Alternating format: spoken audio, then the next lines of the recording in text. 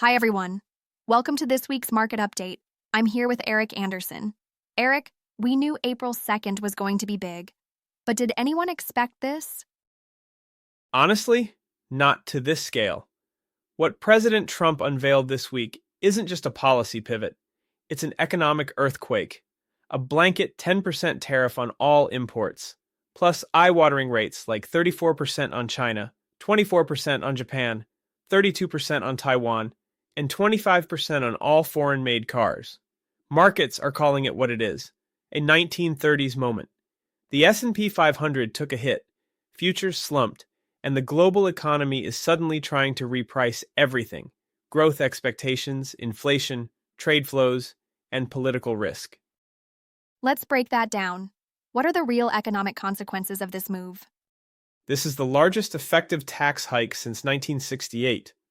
If fully implemented, it's nearly $400 billion in extra costs, 1.3% of US GDP. But more importantly, it's inflationary.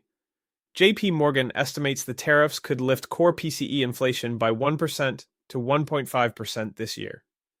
That puts real disposable incomes under pressure and raises the specter of a shallow recession, especially when 70% of US GDP is driven by consumption. Add in retaliation from Europe, China, and others, and suddenly global trade starts to shrink, not expand. So is this the beginning of stagflation? It's starting to look that way. We've got inflation risks rising, growth slowing, and central banks stuck in the middle.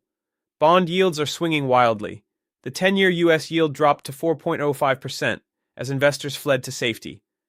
But if inflation sticks, those yields could easily bounce toward 5%.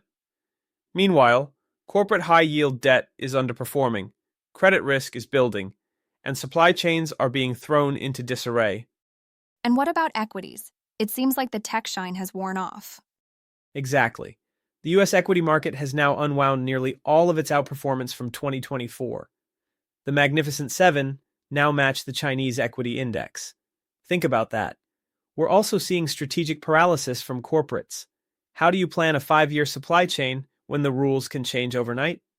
Some companies will try to pivot sourcing to alternative markets, but that takes time, money, and brings operational risk.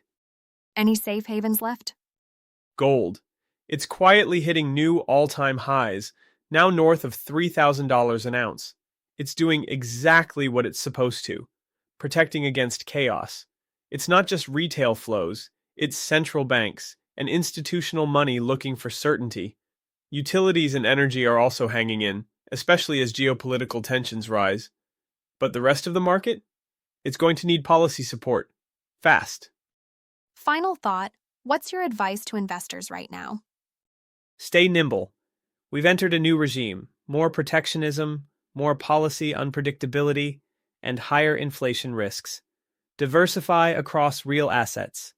Watch the bond market like a hawk. And don't underestimate gold. It's sending a message.